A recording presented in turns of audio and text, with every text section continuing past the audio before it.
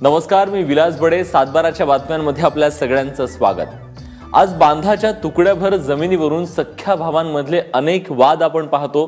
मात्र सहकार्यावरील विश्वासाचं नातं घट्ट केलं तर लहानसा व्यवसाय ही समृद्धीकडे वाटचाल करतो. हाच विश्वास दाखवत कोल्हापुरातील 2 मित्रांनी शेळी पालन सुरू केलं. 38 शेळ्यांपासून सुरू झालेला त्यांचा हा व्यवसाय तब्बल 225 शेळ्यांवर येऊन पोहोचलाय. कशी झाली ही प्रगती तुम्हीच बघा.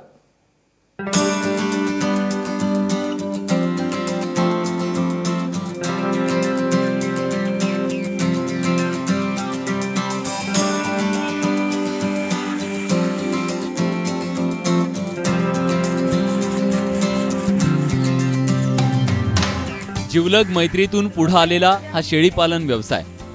सांगलीचा प्रकाश माने हा तरुण ITI करण्यासाठी कोल्हापुरात आला. इथंच त्याची मारुती फारकटेशी मैत्री झाली. अभ्यासक्रम पूर्ण केल्यानंतर नोकरीच्या मागे न लागता या दोघांनी व्यवसायाकडे वाटचाल सुरू केली.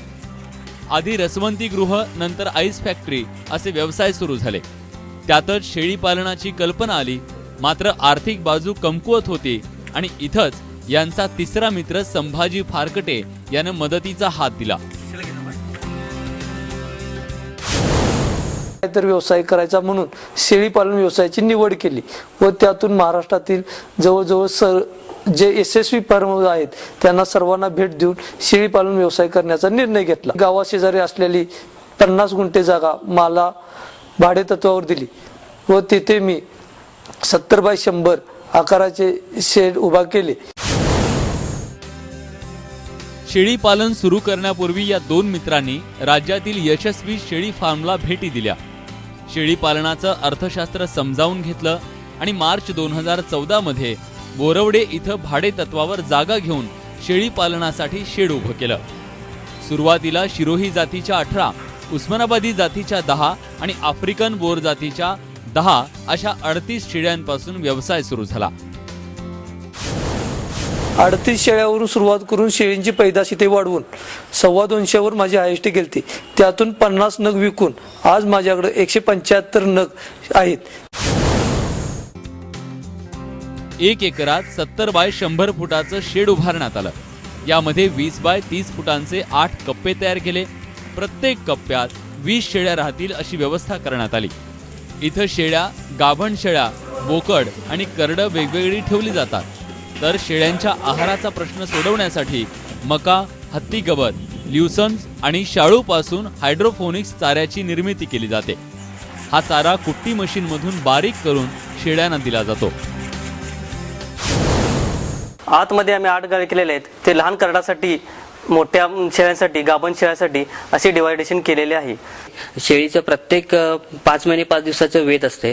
5 महिने 5 दिवसामध्ये त्यानंतर 2 महिने ड्राय पिरियड राहतो आणि पुढच्या परत 5 महिन्यामध्ये ही डिलिव्हरी होते. 1.5 वर्षातून 2 वेतं ही शेळीची मिळाली जातात. दररोज पहाटे 6 वाजल्यापासून गोठ्याचं कामकाज सुरू होतं. रोज गोठ्याची स्वच्छता केली जाते. शेळ्यांना मका, गव्हाचा भरडा दिला जातो. दुपारी 12 वाजता प्रत्येक शेळीला 3 किलो हिरवा चारा मिळतो. संध्याकाळी 4 वाजेपर्यंत आराम केल्यानंतर संध्याकाळी पुन्हा चारा दिला जातो. इथं प्रत्येक शेळीला टॅगिंग केलंय. शेळीचं वजन आणि जन्मतारखेच्या नोंदी ठेवल्या जातात. सगळं अगदी नियोजनबद्ध. लहानासाठी लहान गव्हाण तयार केलेले आहे.